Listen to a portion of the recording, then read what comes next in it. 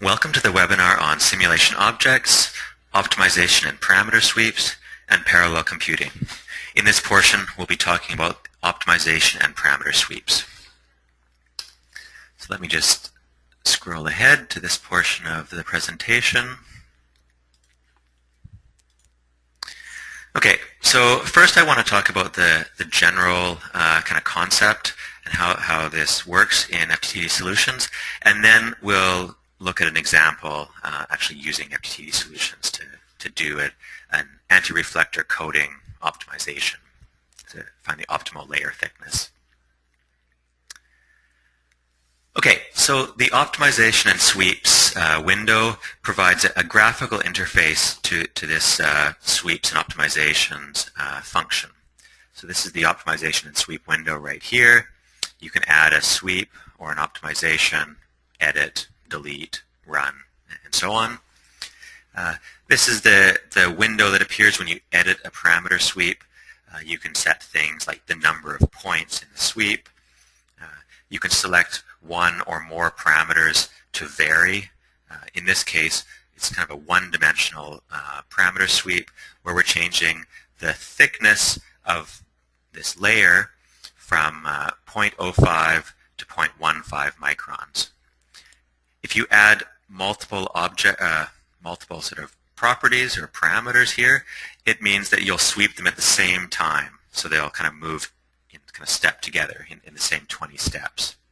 It is also possible to add a nested sweep, which means it's more like a two-dimensional sweep, depending on what you need to do. Once you've set up the parameters, you also can define a number of results, and these are the results that you will collect from each of the 20 simulations. So in this case, we're recording the reflection from each of these 20 simulations. The properties of an optimization are similar. There's the same parameter. You want to find the optimal thickness somewhere between 0.05 and 0.15 microns. You pick a figure of merit, again the reflection, and in this case we are trying to minimize the figure of merit. So we're trying to find the smallest reflection, the thickness that gives the smallest reflection. There's a number of kind of optimization algorithm settings. In this particular case, we're using the particle swarm algorithm. It is also possible to define your own algorithms, but this is the standard one. You set whether you're trying to minimize or maximize the figure of merit. And then there is this generation size and maximum generation settings. So the way this works is that you'll start by generating 10 random designs using thicknesses between 0.05 and 0.15. You'll run those first 10 simulations and then load back the results and look at the reflections that you obtained. And by using the particle swarm algorithm, you'll come up with a second generation. So another 10 simulations. You run those, get back the results, and by repeatedly applying this algorithm, you will hopefully start to converge on a more and more optimal design. And you're able to repeat this process up to 40 generations. So potentially you will run 400 simulations with these settings, although you may find that it converges in less than 40 generations. It generally tends to be the case that if you only have one or two parameters to optimize, it may just be more efficient to run a parameter sweep and just test all possible values in some range. But once you have 3 or 4 or more parameters that you're trying to vary, it becomes the number of required simulations in a parameter sweep becomes very big. You can imagine if you have 4 parameters and you want to do a 10-point sweep over each, that's 10,000 simulations. So that's the situation where using an optimization algorithm tends to be more efficient than kind of a brute force parameter sweep. Okay, so this is the example that we're going to look at in a second. This is effectively a one-dimensional simulation. We have a plane wave source incident on a silicon substrate, so a high index substrate with a thin coating. This coating has an index of 2, and we're looking for the thickness of this layer that gives the minimum reflection, which will be measured by this reflection monitor behind the source. So this is a very simple case, only one parameter that we're trying to optimize, but it's a nice simple case because there's an analytic solution and because it runs very quickly and so on. So it's a nice place to start. I've got a couple more slides here, but I think it's more interesting just to kind of pause the presentation and switch over to FDTD here. So this is our simulation, which is what we were seeing in the screenshots there. The source here, our thickness, our 2 layers, and the reflection monitor behind. You'll notice maybe that the structures are actually in a group here. So we have the substrate, and we have what we've called the AR, the anti-reflector layer. And if we open up the properties of the structure group, you'll notice that we've added a property called thickness to this group. And then there's an associated script that modifies the actual underlying primitive, the AR layer, based on the thickness kind of passed into this group. So in this particular case, when the structure is so simple, the group is not really necessary. We could have the sweep directly modify maybe the Y max property of that rectangle. But when you have more and more complicated structures, this idea of parameterizing the design with the groups becomes really important.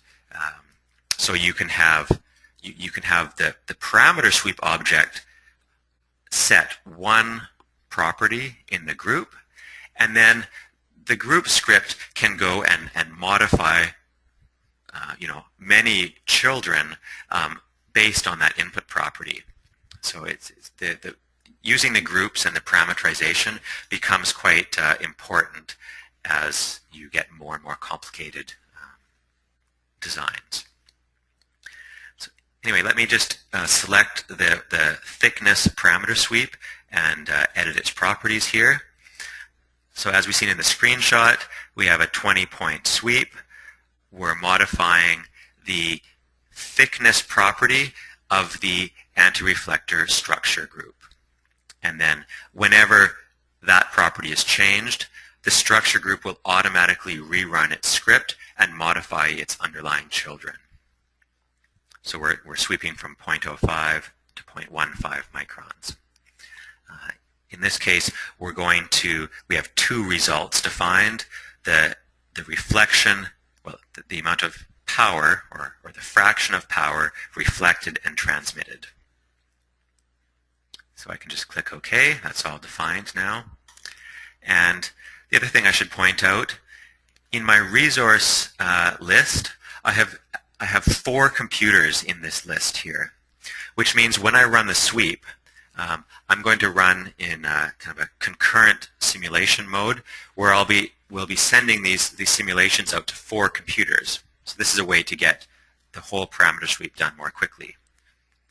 If I only have 1 computer in the list, it just means I run kind of one at a time. But now that I have 4 resources here, I'll be running 4 concurrent or 4 simultaneous simulations. Okay, so let me click Run. First, it saves all 20 files, 20 designs, and then it begins running all 4 simulations, or well, 4 at a time. You can see this is a very quick simulation, so it's going to be done in a very small amount of time, but you can see that there's 4 running simultaneously. Now they're all done. We reload the files and extract the results, and then I can, say, visualize the reflection here. And what I see is reflection as a function of thickness. If I want, I can kind of clean up the plot slightly, maybe change the units of thickness rather than being in meters, which is the default. I can say I'm maybe interested in, just want to see it in microns, and now at 0.05 to 0.15. And I can see the minimum reflection happens around 60 nanometer thickness, 0.06 microns. Okay, so that's my my parameter sweep example. Next, I can open up the optimization task. Again, it looks pretty similar. We set the minimum maximum range of the parameters to vary. Again, like I said, there's only one parameter in this case, but potentially we could add multiple parameters for a more complicated simulation. We have selected the reflection to be the quantity we're trying to optimize. So this is our main figure of merit, and we're trying to minimize that figure of merit. So I click OK, and I can run the simulation. It generates all 10 designs. We run the first generation, so the first 10 kind of random designs, and analyze these results. And based on the first generation, we generate a second set of 10 simulations.